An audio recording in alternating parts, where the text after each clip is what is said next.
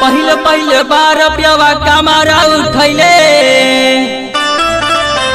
हमके बतावा बात का भैले।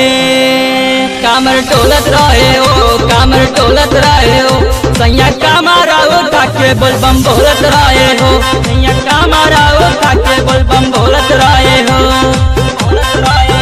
कामर टोलत रहे हो कामर टोलत रहे हो कामर टोलत रहे हो सैया कामारा उठा के बोलबम बोलत रहे हो सैया कामारा उठा के बोलबम बोलत रहे हो सैया कामारा उठा के बोलबम बोलत रहे हो।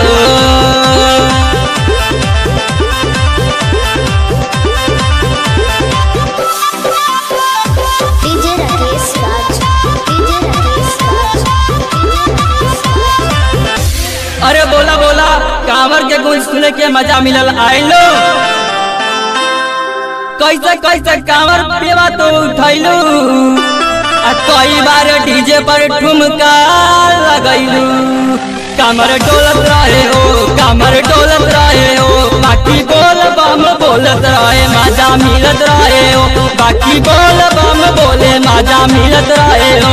सैया कामरा उठा के बोलबम बोलत रहे हो बोलबम बोलत रहे हो बोलबम बोलत रहे हो कामर डोलत रहे हो सैया कामरा उठा के बोलबम बोलत रहे हो।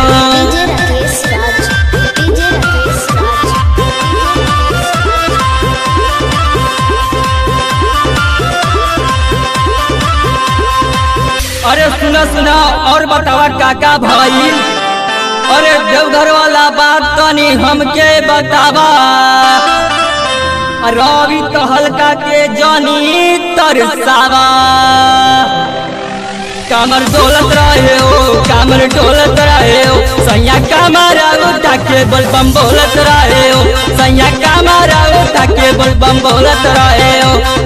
नीरज नजरिया पित गावत रहे हो नीरज नजरिया पित गावत रहे हो बोलबम बोलत रहे हो खूबे झूमत रहे हो सैया कामरा उठा के बोलबम बोलत रहे हो बोलत रहे